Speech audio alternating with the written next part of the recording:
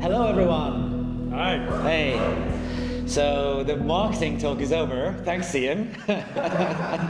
So give the mic to the marketing manager. You're going to get some marketing. So thanks for listening into the intro.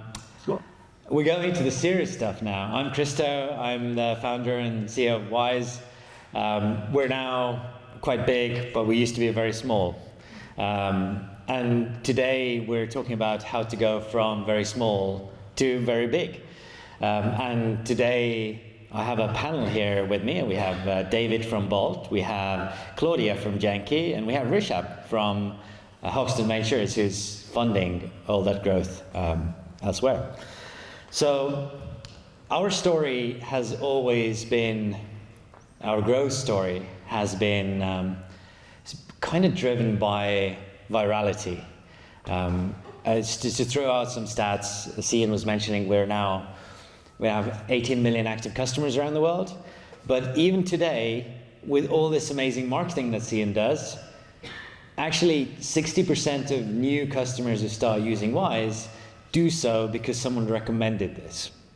And I think that's pretty cool, and I think we might have been the first ones who discovered this in financial services. It used to be, you put the black horse running across the meadows and you think that people are going to come because of that. But no, they come because their friend explained that, you use the bank, you have the hidden FX markups, you get stung by fees, etc., and then this new thing, or, the coffee's driving you anxious, but here's some matcha. That's pretty cool. So that's how recommendation and virality has worked for us. So it let us build one of the largest tech companies in Europe, just because people talk to each other and recommend Wise. And today the idea is to hear from people who are doing this in different industries and inspire yourselves as you're building your businesses. So maybe before we go to the panelists, which I'm very excited about, just do a little show of hands, because we need to drive this conversation a little bit and make it relevant for you. So you're operating your business, you're trying to grow them. Just to do show of hands, how many of you are selling to consumers and who are selling to businesses? So let's start with consumers. Which of your products are targeted to wider consumer audience? Okay, we'll go the first row. I would say maybe 20% actually. And then businesses, is that the rest? So a lot more selling to businesses, right? So we kind of have to think about here as well when we talk. I think we have the consumer angle. We have both. We have business customers and personal customers as well. So let's see. Maybe just to kick off, let's do just a round of introductions. I got introduced to JENKI just now. That's pretty amazing. I hope you got one too. So maybe Claudia, you can tell us how did that get started and why is it such a craze? Yeah, hi. This is working as well. Hi all. Hi everyone, I'm Claudia. I'm one of the co-founders of JENKI. It's great to see a few matches in hands around. My husband and I also actually started JENKI back in 2021 when we opened our first location in Sitterbergs. We were both avid coffee drinkers. As you mentioned, that sort of anxiety sort of crept in after we'd had sort of 3 or 4 within our day, and we were very much looking for an alternative that really steadied that energy and enabled us to be productive without being wired and overactive. And ultimately we were in London, we'd experienced matcha sort of throughout the world and came back and sadly couldn't find good matcha.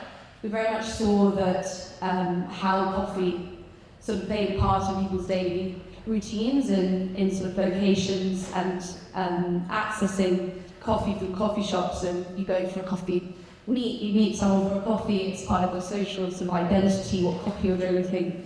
And I think matcha hadn't, you hadn't sort of accessed matcha in the same way. It was often just delivered to your home and it was sort of alien to the way of making it well. So for us it was very much wanting to introduce people to exceptional matcha, and the way that we really realised that we could do that was that experience in real life. So it's important that everyone's first experience of matcha was exceptional, and we really needed to have those in-person interactions to be able to change the way that people previously consumed matcha, which was often bitter, lumpy, badly prepared. So for us, it's always been about that experience in real life. And today, I think everyone's probably witnessed a bit of a rise in matcha awareness, but very much at the beginning. We had everyone knowing, why is it green, what's matcha, how's it going to make me feel? And slowly we've seen that sort of rise in awareness as people have become more and more conscious of what they're consuming. I think people's mental health, everything's sort of played into that, and you can kind of instantly see how those ice drinks really carry in terms of a visual identity as well. So for us, it's that sort of virality, which I'm sure we'll discuss more of, has been a major part of driving our success. So surely making a good product is kind of the start, but it can't be enough. So your matcha is better than what people do at home, but surely that wasn't enough, though. You just do a good matcha. Yeah, I think for sure it's also been in the menu that we developed in order to become familiar for the coffee drinker. I think also we've seen a shift in how people consume drinks out of home very much. There's been an iced beverage revolution. I think people are thinking more functionally about what they're putting in their drinks as well. So seasonality has played a huge part. We've had sort of, queues around the blocks, as you sort of mentioned earlier. That sort of hype has driven that sort of rise in exclusivity, similar to how we see in fashion, I think. I think that's the clearest association that we can see within food and beverage. So Claudia is going to play herself down here, and it's going to be hard for us because she kind of says matcha is a hype and she's just riding the coattails of the hype. So I don't believe that, and we're going to get deeper into that. So, but before that, maybe we'll introduce the others. David, you come from I'm from Estonia, and I think Bolt is probably one of the most phenomenal Estonian companies, because I could never imagine them growing so big and wild as you do. So maybe you can share who's ridden a Bolt? Okay, a few. In London? Okay, that's good. So tell us about it. So Bolt was founded about 12 years ago by Marcus in Estonia. Started off with the idea that the existing legacy taxi market was a pretty poor product, pretty poor service, right? Pricing was opaque, car quality varied, there weren't many payment alternatives, and you had to sort of be at a taxi rank to pick one up. Business started off by sort of knocking on windows, trying to get a taxi driver to sign up to an app, which was essentially for customers to call taxis. And then gradually that sort of moved towards ride-hailing, where it's not just taxis, but it's individual drivers. And then over the 12 years, it's expanded from starting in Tallinn, expanding to Tartu, and then moving on to, we now operate in over 50 countries, 850 cities. We do about 12 billion euros of volume a year, and we have 1 million people on our platform earning every day.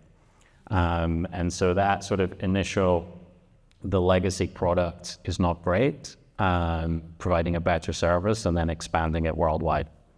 This is fascinating. So I'm sure it's not just you kind of rock up in Sydney, you can go to Manchester, plus some taxi companies, and they start right you that everyone starts scaling on boards. That probably doesn't work like that. So you share everything about what's difficult, how do you get, because it's not like there's taxis and then there's also Uber and a few others that try, but not many have survived.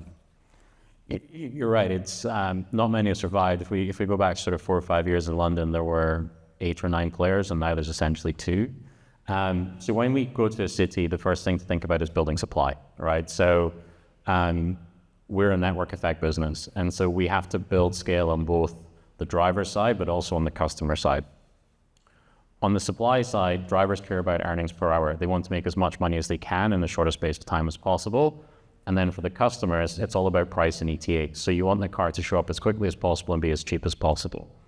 And when you have critical mass and scale on both sides of the platform, that's when the flywheel really works.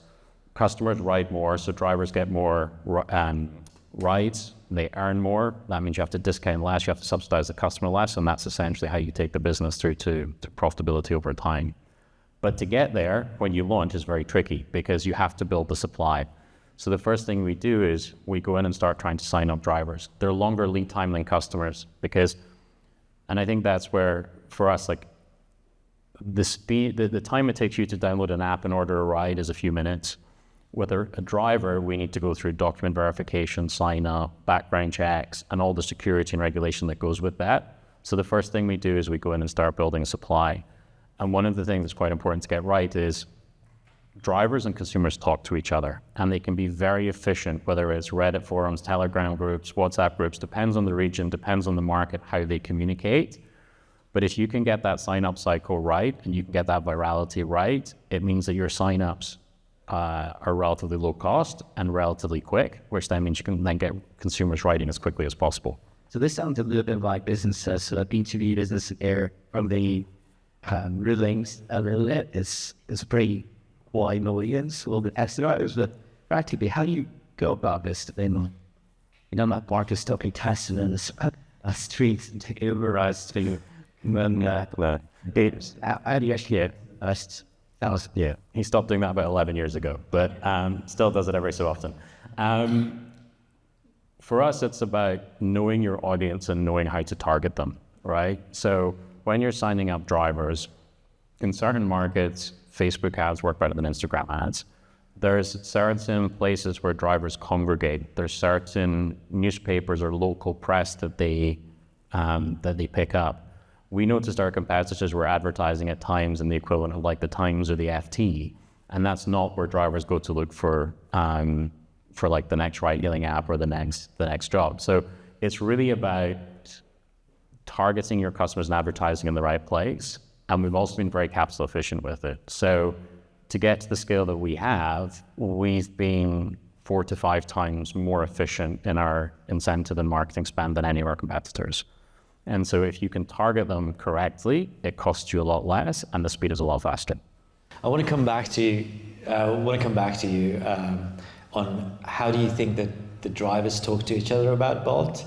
The reason is, so kind of before we get to Rishabh introduction, so I thought the most awesome trick that we did in the very early days that kind of informed my understanding of our customers and marketing in general was it was 12, 13 years ago when we started our first invite program. So if you're a Wise customer, you can invite other people. We didn't even incentivize this. It was just you can share a link. And then it had a comment box that kind of says, "Hey David, here's Wise, it's pretty awesome to use." And when I wrote this little piece of software, I also got it to send me an email every time someone recommended Wise with the comment of how they recommended Wise. And the way I think of our marketing, a lot of what we do is trying to listen to how our customers naturally would talk to their friends, their family about Wise, and then kind of replicate or amplify that in paid marketing. So, but I'm curious how you do this in Bolt and taxi drivers. Coming to Rishabh, so you run so I think there's a debate whether the markets are a voting machine or a weighing machine. Right. I'm guessing the seed stage is more of a weighing machine. So you kind of try and evaluate which companies are going to be great and which maybe not so much, and how much are you willing to pay to own them. So maybe you can share a little bit what you do in Hoxton Ventures and a bit how you think about the marketing, the word of mouth, the growth angle. Yeah. So my name is Rishabh. It's coming. My name is Rishabh. I work at an early stage fund called Hoxton Ventures. Sorry, we have to switch. Something's wrong. Yeah. And before I was an investor, I was an entrepreneur for about 8-9 years, primarily across B2B and enterprise. So I was in a robotics company, that was serving e-commerce and logistics clients. Then started my own startup, which was in the recruitment and HR tech space. Did it for about 8 years. COVID was especially brutal for us. And then joined a developer tool startup as a CMO, which is sort of the closest thing to consumer because it was an open source product. We had hundreds and thousands of developers. It was sort of looking a lot like a consumer behavior thing versus long 12-month sales cycles.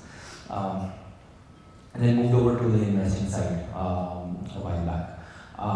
And so I think as Kristo said, right? I mean, as investors, what we're really trying to do is at least at the early stages, you're trying to find leading indicators. The way the market is today, it's at seed.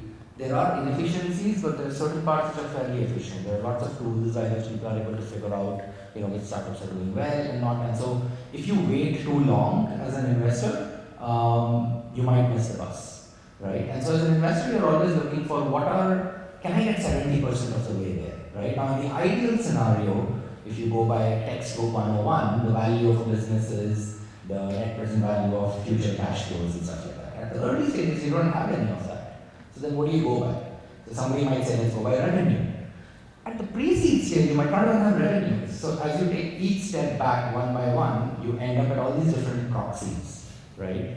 And the strongest of them is word of mouth, right? I mean, a step before that would just be like, trust me, bro, kind of thing, right? You see a lot of that happening in B2B. But like, you see a lot of like, if you come across like, there's been enough cases where I've just been online on different forums, right? If it's developer tools, I would be on Hacker News, if it's consumer, I'd be on the Play Store. And you will come across every now and then a product where the users are just talking about it, right? And I have to meet this person, right? And just hope that I'm not late and they're not raise a bunch of money already. So, but how do you make a difference between so I'm sure the founders and the business owners know how to drive the FOMO as well. So how do you know what is FOMO and what is real, like word of mouth and recommendation? Do you have to go by anecdotes, or is there some kind of tracking that you're able to do? Yeah, so the consumer products, you just try it yourself, right? Like if you have an app, I'm going to try it myself, and have the experience and share it around and stuff like that.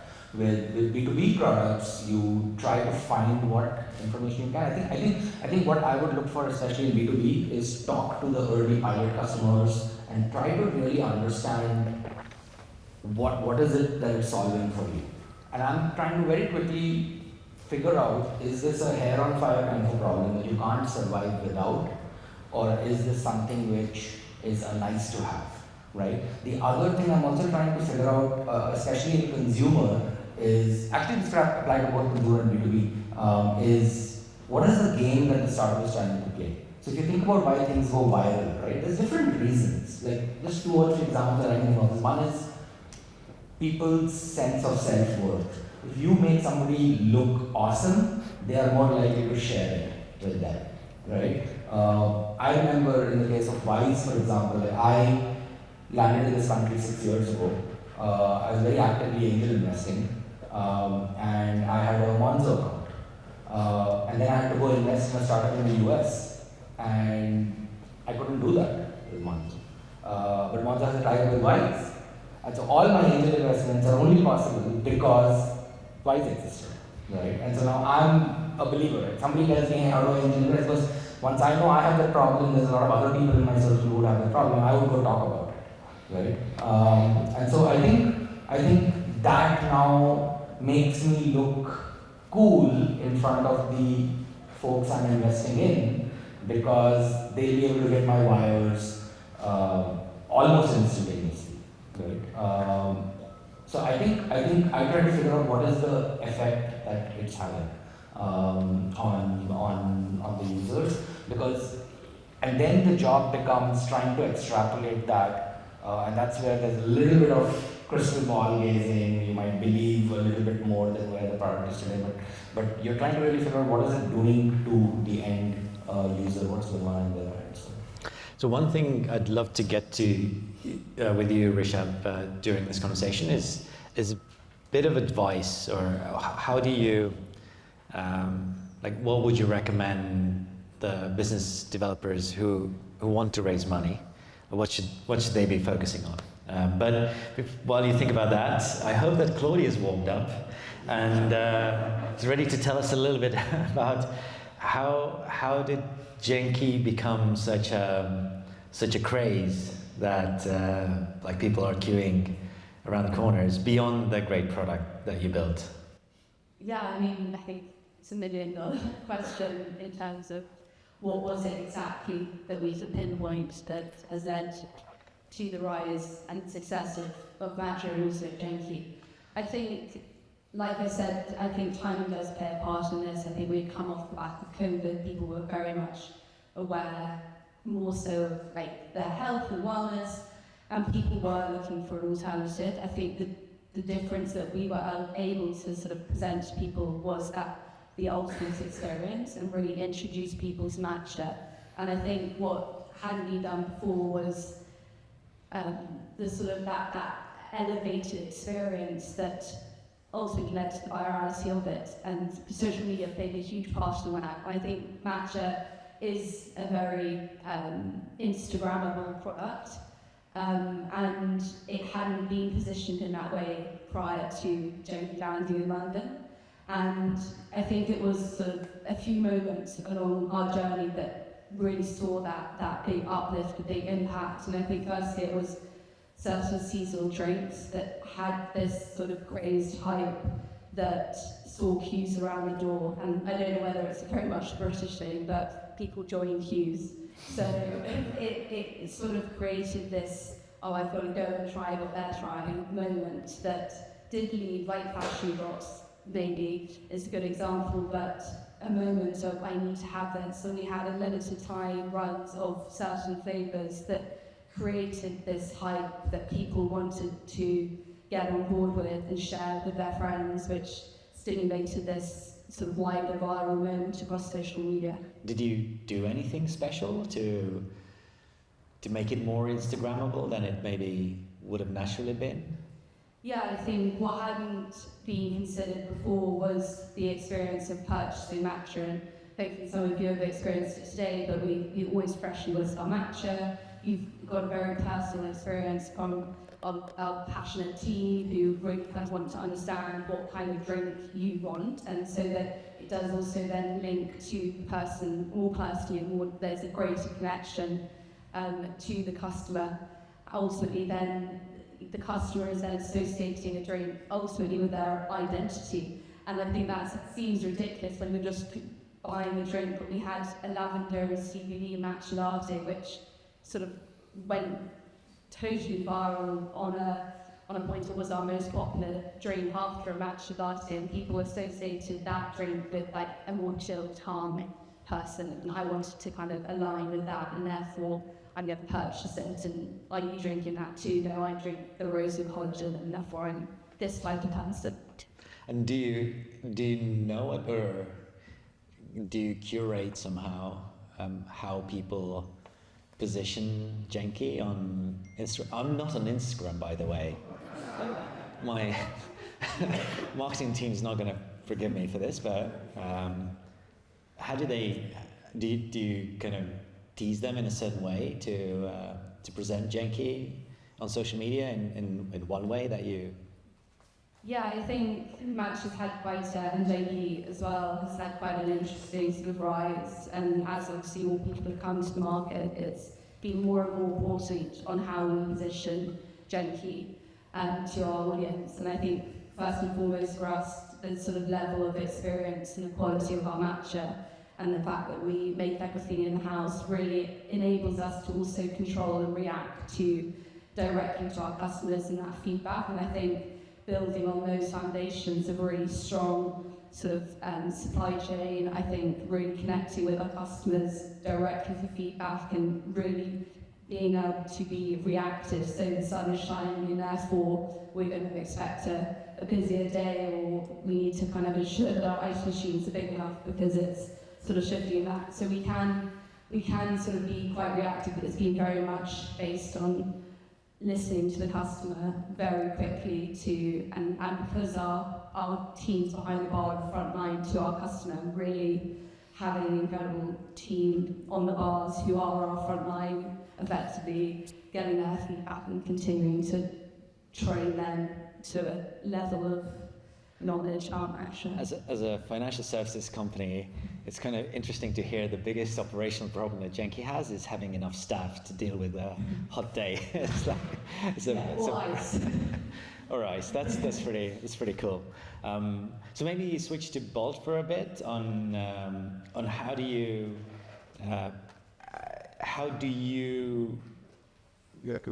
kind of get the drivers to talk about Bolt, and what is it that is it really very incentives led that, hey guys, like, don't ride Uber because Bolt gives me 5% more, or is there more to it? And is there actually I do actually interview every single taxi driver that I'm in, especially when I'm riding Bolt, and they do not so much anymore, but they do compare the user experience of the app and the support they get, etc., etc. So what is it that you wish they say, and what is it that you sometimes find that they say that you don't want them to say? So I think our drivers are potentially very similar to some of your customers, where they'll look at the cost and how much a company is taking of a transaction, right? And so you're right, drivers look at both apps. And so the business was founded on the basis that we can be the lowest cost operator. We can pass those cost savings through to customers and drivers. Drivers earn more, customers pay less. And so that's what we want people the experience that we want both drivers and customers to have is say, okay, the service is better, it's lower cost, it's faster, it's cheaper, and the driver's sitting there saying, and I'm earning more than I would on any other platform. The virality that comes from that is really by having the product, right? And if you have a good product and a good service, people will talk about that. So with drivers, we need to listen to the friction points.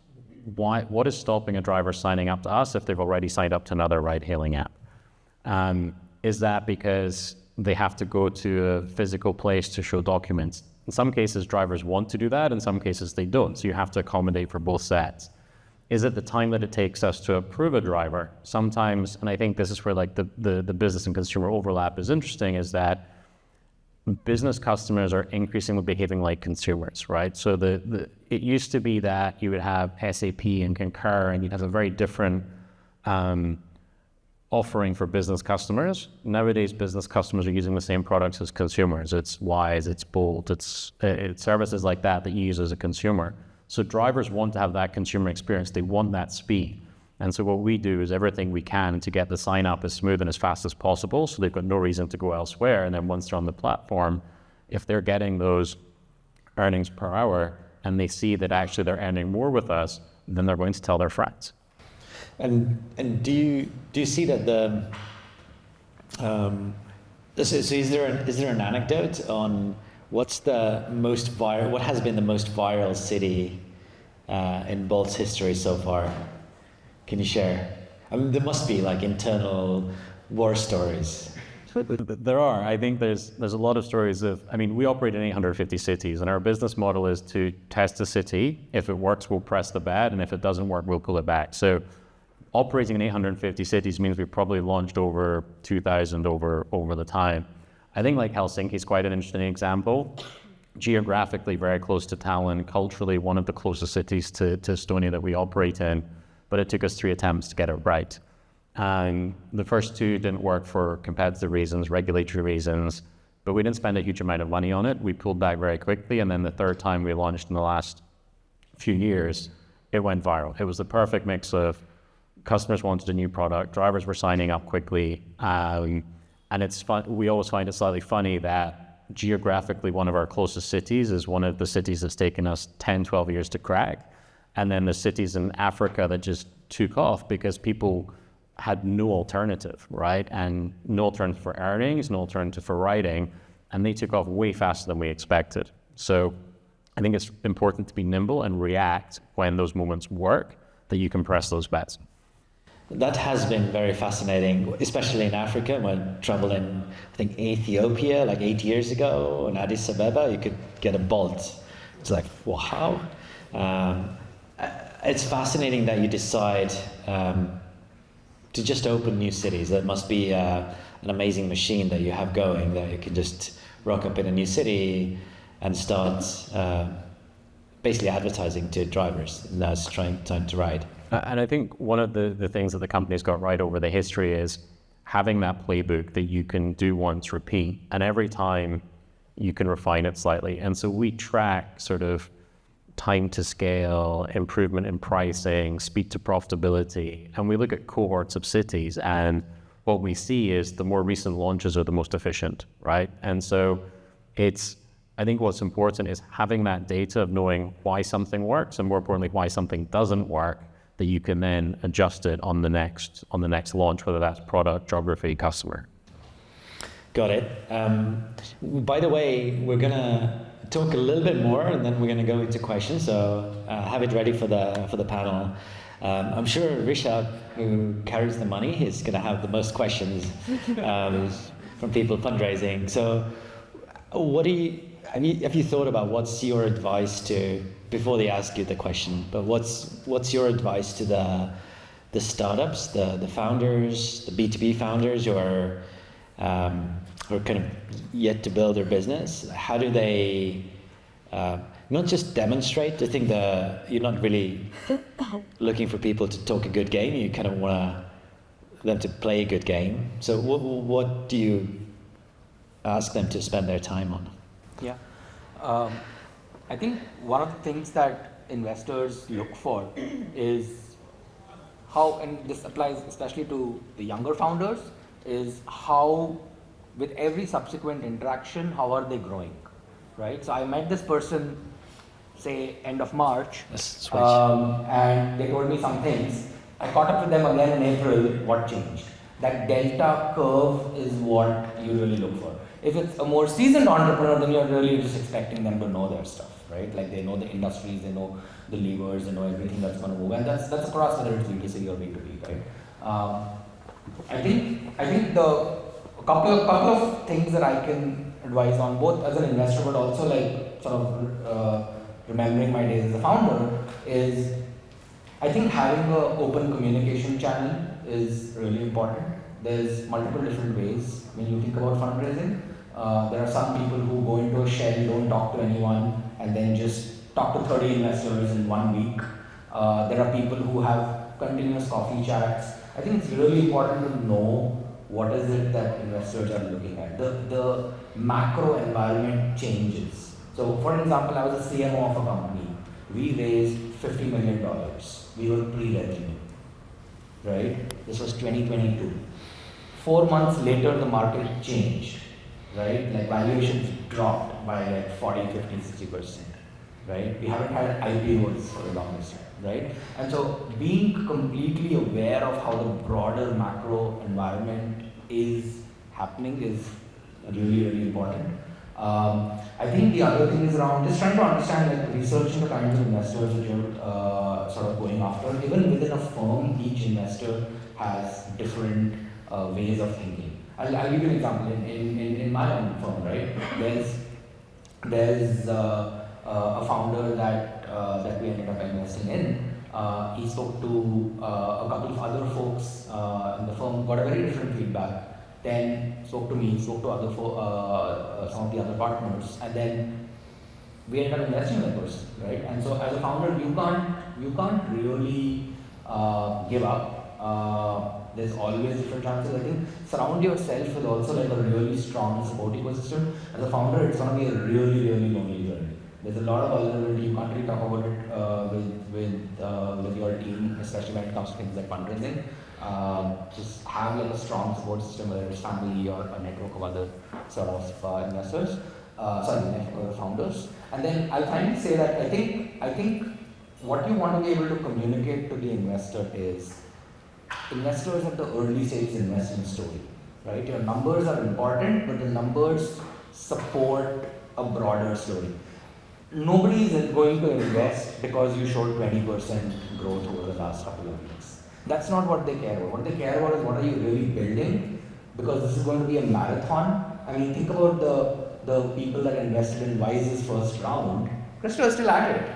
He's got white hair now. He's still at it, right? Thanks for reminding. As an investor, you're sort of looking at, hey, does this person have the staying power, right? And so it's really important to sort of bring that investor into the narrative, right? Now, when you do that, you can go overboard, it's possible, but I would say, as long as you're sort of self-aware, you know where the market is going, like, lean into that process. I think it's really important to sell the story and then say, here are the metrics, and this is where you can get a little creative, right?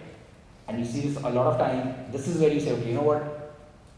Last couple of quarters or last couple of weeks, here's this one metric which has been going up. And leave that thought in the head of the investor. Now the investor will go back and try to extrapolate that.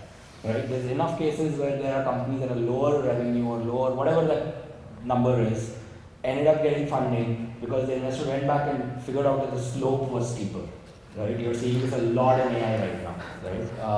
And so I think that storytelling and figuring out where that number fits in is really important. One last thing I'll say is around metrics itself. I think one of the most important metrics that investors look for is retention. Right? Now that can show up in different ways. If you're a consumer company, you have all these different ratios, right? DAU by WAU, DAU by MAU, D20, 28 retention, all that stuff, right? As a B2B business, you're sort of looking for usage, right? If your B2B product is your API usage, all these are early indicators, and these are the things that you can basically go sell. It doesn't always have to be revenue because you won't have revenue in the early days. So, Thanks. yeah. Thanks, Rishabh. For that white hair comment, I'll take the microphone back. So just a couple of quick fire questions to Bolt and JENKI, and then we'll open up for questions. So the quick fire is really, do you have any, kind of similarly, but from your perspective, some killer advice, kind of nuggets, so people go and sign up to these TikTok courses on how to be successful in social media or how to sell the product. So what's your TikTok moment? How do you tell the audience what to do? I think having the product to back it up, right? So we had an event where an influencer visited Estonia. They ordered food that was delivered to them in a robot, which is a product we have available in Estonia, but we didn't have that product globally to back it up, and so it was a very localized moment. And I think we could have potentially made that a much bigger global moment if we'd had the product to back it up in every other market. So I think if you're going to try and create some kind of viral moment, you want to have the product to back it up, so that it then sort of compounds and goes further. Claudia? I think really understanding where your market is at in the wave of adoption. I think for us, one of the sort of biggest successes has been from these viral moments where we've also tied in a cultural moment that's sort of kind of doubled down on a lot of different sort of cultural happenings at the time that has enabled us to sort of really leverage viral moments. And then I think in the opposite end of the spectrum, when we've been too far ahead of the wave and the education isn't there yet, and we haven't quite sort of landed a product because the audience aren't quite ready, their level of like educational matcha probably wasn't there yet. So sort of actually really sort of realizing where your customer is at in their knowledge of your product and what they're sort of needing and wanting at that moment, without sort of jumping too far ahead of that curve. Sounds like empathy for your customers and the world around you. It's quite useful. Thank you. Well, thanks for the panel. We're not letting them off yet, so we have some time, probably 10-15 minutes on questions. I don't know how we're going to do the microphones. I think Kate's going to... Hello? Yes. Mahmoud here, founder of Fintech. Thank you so much for the invite. I'm a business Wise customer, and I probably referred Wise more than Wisers or the employees of Wise. And I can tell that this is the best Fintech product out there in the market. I'm very proud to be a Wise customer. Thank you. Where's the question? So I have two questions. One question for Kristo is, do we intend to see Wise as a fully fledged bank in the future, as a global bank competing with Neobank and Revolut at global scale? And one question for Rishabh is, I'm selling my existing business, starting a digital bank. Obviously, we are pre-revenue, pre-product, pre-everything, but we need capital to take off. What advice do you have for me for the valuation for the company? So I'll start with you. What's the best valuation for a new digital bank? I mean, the hack is raise $1 and dilute like 0.0001%, and now you're a $100 billion company. But I think these are you let the market determine it, right? You try to run a competitive process. You meet enough people. Since you're selling, don't be in a hurry to fundraise, launch, try to get as much information, and then you let the market decide, right? I mean, there are some benchmarks which you can find in Carta and all these places, like around what at a high level at different stages you go for. It also depends on the amount you're raising sometimes. So if you raise $1 million and say you dilute say 10%, Raising 12 million. you're raising 12 million. Good luck. Yeah, I mean, dude, here's what I would say, right? I think for the first round, as long as it's broadly in the ballpark, I don't think you should worry about the valuation. It's really important to find the right partner. This is going to be a 10, 15 year, maybe beyond kind of a marriage. They're going to have board seats, I'm assuming, at $12 million. So, like, it's more important to have the right kind of partner that really understands your industry, that's able to genuinely add value and is going to just believe in you. The actual valuation, it doesn't really matter, right? What I would say is, to run a competitive process, probably you've done this in the past as well, try to have more than one offer, right? Because then you can let sort of the competitive dynamics, and somewhere you end up meeting in the middle. The best deals are ones where it stings a little bit for both parties, like they're still happy that, you know, we're on this together. Thanks, Rishabh. And yes, Wise Business, or Wise generally, obviously is already doing that. We just announced today we're now holding £30 billion of customer money around the world. Quite a lot of that is actually our business customers. So this is definitely heading in that direction. Next question. Let's see if we have. Where do you want to go next?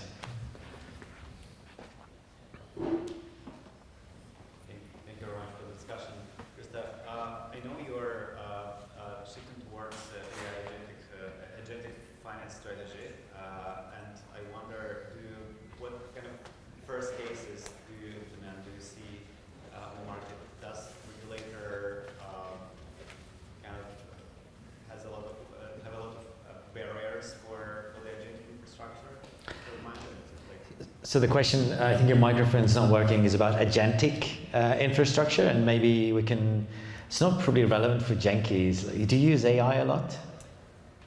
Not massively, yeah. Not massive. We do to sort of, we use a company called Bomb to analyse where we might choose a location to open next, understanding the demographic, the audience, their sort of their spend and things like that. But it is definitely something that we're looking into a little bit more. And in Bolt, do you? I mean, yeah, I you think don't have your own robot. You have robot cars now. Well, they're well, at least as is saying that. Watch this space. Yeah, I mean, like, there's the sort of the physical AI element, which is a question of like, okay, when do robotaxis come and how do we play in that space? And then there's sort of the more immediate use cases of, I think different teams within the business use it differently, right? So you're seeing a lot of adoption, especially in coding and R&D, right? Where the productivity of an individual is going through the roof because they've got tools at their disposal that they didn't have 6 months ago. Within finance, it's like everything from, can we basically automate our investor Q&A, because if you point Claude at the right documents, it can probably draft the answers for you, through to writing the annual report, through to actually doing some of the accounting treatment. And if you can get to the point where there's very, very little human intervention, generally accounting errors come when there's too much human intervention. So it's helpful for that, but I still think you need that sort of verification layer at this point in time. With Do you think that, or does it already work? Do people use their agents to order cars for them? Sorry? Do order cars for them? As in, can I get my agent to get a Bolt for me waiting downstairs? Is that open already? It's not quite open yet. We're seeing early adoption of that in the US, but generally, I think the AI is more like a search discovery, right? So it generally tends to be longer lead time, higher value items. For us, because it's so on demand, there isn't really a need for that sort of search and that comparison. Yeah, for us, for sure. So our CMO has his agent is doing all of his payments now. I'm hearing that's straight from PDFs and Wise. So this is happening for sure. It's going to happen more and more. Next questions. So I think there's someone down back there. Who are you? What do you do? Hi, my name's Barney Smeaton, and I work for New Jersey's Economic Development Agency. So I constantly talk to UK businesses that are entering the US market. And a question that comes up all the time when I'm speaking to these businesses is, how do I discover customers? What's the right strategy for that, whether B2C or B2B? That's my pretty high level question for the panel. Very good. That's a good question. So maybe JENKI, is JENKI in the States already? Are you planning to go? We're currently only in London in terms of our locations. I think you talked about supply chain, and just for us to open in new cities does come with quite a lot of operational uplift in terms of hiring teams. We make everything in-house ourselves. So I think for us, yes, we have very much ambition to go international. Firstly, that would be national to another city in the UK, and sort of have that in our sights within the next sort of 12 months. And then I think the international scale is then considering different options there, and how operationally can we ensure that locations and bars can operate to the same standard in new cities when you're also dealing with language differences, obviously cultural flavour notes, all those sort of things. So we are now sort of leveraging also and driving a lot more into our online business and how people consume Matcha at home, and see that as similar to how coffee has sort of transitioned from the experts that we now, most of us are, in terms of making coffee at home. So I think we really want to, I think that's where we can really see a sort of easier route also to connecting with our customers. But for us, it has very much been that in-person interaction, connection has been the most important. So I think I found it really interesting listening to you on how you really have to find those customers and connect with them where, the taxi drivers are hanging out in the cities. I think that would be a very, very valuable tactic for us to take to when we go to cities, really understanding where our customers are and what they currently, what their behaviour is. I think behaviour is probably the most important thing to understand of those new cities. Very cool. I think this is also an amazing question for Bolt, because Bolt is not in the US. You have some very big competitors there. So when are you going to be in the US? Are you going to be in the US? Does it matter? Well, I think for us, it's like we think about acquiring customers in nearly 60 markets worldwide. And so for us, it's really about, it's a playbook, right? And I think there's different channels you can acquire customers from. One is like the legacy providers, right? Which is like, are you sending money with Citi and Deutsche and paying a fortune for it and it's taking days to arrive, right? And that's where you target someone and say, okay, this is where we're better, try us. I think the advantage we have nowadays is ride-hailing is such a well-known and food delivery is such a well-known proposition that you're generally sort of fighting for customers. We've gone through that S-curve of growth, and you're either trying to get the late adopters, which are harder, or you're taking customers from competitors, which is generally easier. So I think it also, how and where you acquire customers depends on where your company is in that growth curve, which is this a new product and service that does not exist, and therefore you're actually having to do a ton of education to people about the product, or is this simply a better way of doing something that already exists, and then it's really about sort of highlighting the points as to why someone should do it with you versus a legacy player. I just can imagine this conversation with Marcus, the founder, is like, we're going to be in the US at some point anyway, so why don't we just get started? But we'll wait. We'll see when it's going to happen. Next question. There's a lot of hands. We have one in the back. Hello. Hi, I'm Luke, the Finance Director at JENKI. So I've got a question for JENKI. So Claudia's off the hook. Yeah. It's a question for Bolt and Wise. Have you had any cities or countries where you've gone viral, but that then hasn't necessarily been sustained or sustainable? And then, if so, how have you then adjusted for that? I think you have to listen to your customers, right? And I think you go viral, and I think retention is a very good point, right? Which is, in a lot of businesses, you're solving for CAC to LTV, right? It captures a lot of like how you create value. And one thing is, you get all these sign-ups and then people churn off. Why are they churning off? Okay, is it price or is it ETA? We had an interesting example in our food delivery business where a lot of customers were churning off because they were saying to us that it was taking too long for the food to arrive. And when we dug into it, it wasn't that our delivery times were any longer than our competitors. It was that our estimates were wrong. So if we said to you, hey, your food's going to be here in 10 minutes and it showed up in 15, you were disappointed. One of the very first tweaks we did was we just changed the delivery time and said your food's going to be there in 20 minutes. And all of a sudden everyone was happy that, oh, it came 5 minutes early. So I think you can go viral if you find that churn is high or you don't have the retention, dial into what is the root cause of it. Quite often customers will tell you the symptom and not the cause.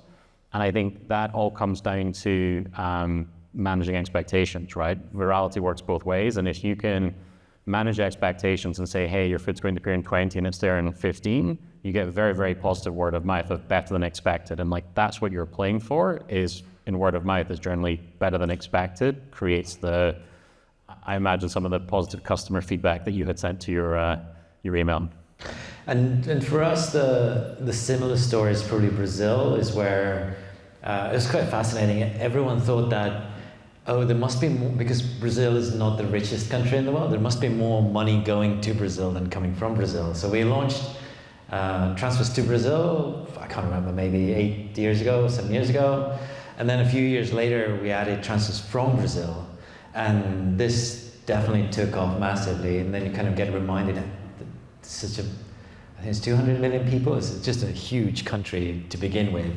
But what works for us is the two-way. We realized with Brazil example that there's a two-way word of mouth happening. So if you're a Brazilian working in London sending money home, you probably have other Brazilians who are sending their kids to school to London or to the US. So you kind of get this on the same route, actually, two ways of word of mouth. So for us, probably Brazil was a kind of an unexpected, I wouldn't say flash in the pan, but a big flash in the beginning. So let's see if we can take one or two more, and I think then we're tied up. Let's see, someone in the front. Hello. Thank you. I'm a product and growth consultant, and also I'm a consumer for all three brands. So wow. I found it very fascinating, like from the consumer point of view, and then look at the product scaling. And my question is, and also I noticed today all three brands in green. That's not very fitting. So my question is, from competitor point of view, I know both and Wise, when you enter into the market, they're already giant competitors. So how that play into the overall strategy, and for Claudia, when JENKI entered, it probably is very very early trend, but now there's so many more matcha brands. So how, from JENKI point of view, how do you, is it a plan for the future strategy? I think for us, and I suspect it's similar for Wise, is like this, with an incumbents have advantages and disadvantages. Sometimes it's the disadvantage, you've got a very well-funded competitor. The advantage is always their margin is your opportunity, right? And our business was founded on the basis that if you can be the lowest cost operator, you can pass those cost savings through to customers and through to drivers. And so when you have a big competitor, again, it's about getting to the root cause. What do people not like about it? Why would they switch? Is it price? Is it ETA? Is it service? For us, it's quite numerical. It's less about brand, right? There's less brand affiliation in our world than I think than some others. And so with large competitors, one is understanding your product, but you also need to understand the competitor's product. And if you can understand why people aren't happy and how you can compete both on price and product, then that's how you get people to switch. Yeah, I think you're totally right. Obviously, when we landed in London, there very much weren't other matcha brands, and it has become a very quickly more saturated market. I think for us, obviously, those foundations in clarity to our customer and in product quality is essential. But I also think, and listening directly to our customer, I think what we're doing, because it's a very relevant question for right now, is really delving into what the price sensitivities are to our customer, which are often price. I think because of matcha's very quick rise, people aren't necessarily, that perceived value of matcha is not for sort of the price at which we sort of put ourselves at. I think, and they compare it to more affordable matcha. I think as people, so for us it's really about investing in the education and improving our customers' awareness of value and what good matcha is compared to poor quality matcha. And I think also, I mean, we have a really high customer retention. I mean, sometimes it can be seen in our bars at sort of 95%. So we have incredibly loyal customers, and I think it's also really ensuring that we're communicating with them often, really listening to what they want and need. So I think it's greater awareness of our customer, communicating closer to them, and also then sort of reaching those new customers on sort of really educating and continuing to build on those foundations, grow for a high quality product. And actually, I think there's also an opportunity as new people come to market to really differentiate to those and really highlight the differences. So you just get more focused on who your customer is, and I think with great understanding of your customer, you can really actually leverage those differences as opposed to see them as direct competitors often. Yeah, maybe Rishabh will have a view as well, for a microphone for you, but from our perspective, I try to think of competition as a bit more of a long-term thing. So always worth thinking about, in 5 years' time, how do you expect your customers to compare yourself to, in our case, to the banks or other challengers who might not exist today, but might be around in 5 years' time. So I think of competition as much more of a long-term game than, you know, what's going to happen this year or even next year. But I think this, what Claudia says resonates really, is that if your customers are not leaving, that's a very good sign. If your customers are leaving, you really need to understand why they're leaving and try to fix it quickly, because, you know, the customers that you have are the best customers to acquire, rather than the next person on the street. That's always the most efficient. So Rishabh, anything you're kind of thinking of when you look at new businesses and the competitive environment around them? Yeah, I think it's. I'll go back to the vision, right? It's really important. It's, as Kristo said, it's a marathon. I mean, just look at what's happening between OpenAI and Anthropic. Like, people thought OpenAI just won the game, and like Anthropic just came out. Like, it's crazy, right? I think in today's day and age, where as you're thinking about distribution, as you're thinking about technology, like there's enough and ample opportunities to come back. As an investor, we obviously look at, and when we look at a sector, we look at all the different players that exist, and then try to form a view on who is likely to win here. The challenge that ends up happening in certain sectors is that it does reflect this sort of power law, where number one takes up like 90%, the other one takes up 9%, and so on. But there's enough sectors where that doesn't necessarily. Typically, if you look at like physical sort of industries, I think the most important thing for a founder is to know and be very self-aware on how an industry is evolving and the role that you are going to play. So going back to the Anchoto example, when they realized that OpenAI is one of the text-based game, they went deep into a use case of say developers, and then they won that, right? And so I think the positioning and all of that, like as a founder, becomes really, really important. Trying to do everything all the time becomes challenging. The one other thing that I've noticed sometimes founders do, which it's strange, is as you see a lot of competition, one advice I would have is don't compete with other startups. This is something that you see, right? So say you're a startup, you've started something, and you suddenly notice like you've got five other competitors who are at a similar stage. As founders, it's very easy for us to fall into the trap where we're like, we're better than that. That's not your competition. Your competition is the 800-pound gorilla, right? And it should be their customers you should be trying to figure out. So that's the other. That's an inspiring note. So let's think about these gorillas, and I'll draw this to the close. Thank you so much for the questions. This was David from Bolt, Claudia from JENKI, and Rishabh from Hoxton Ventures. Thank you.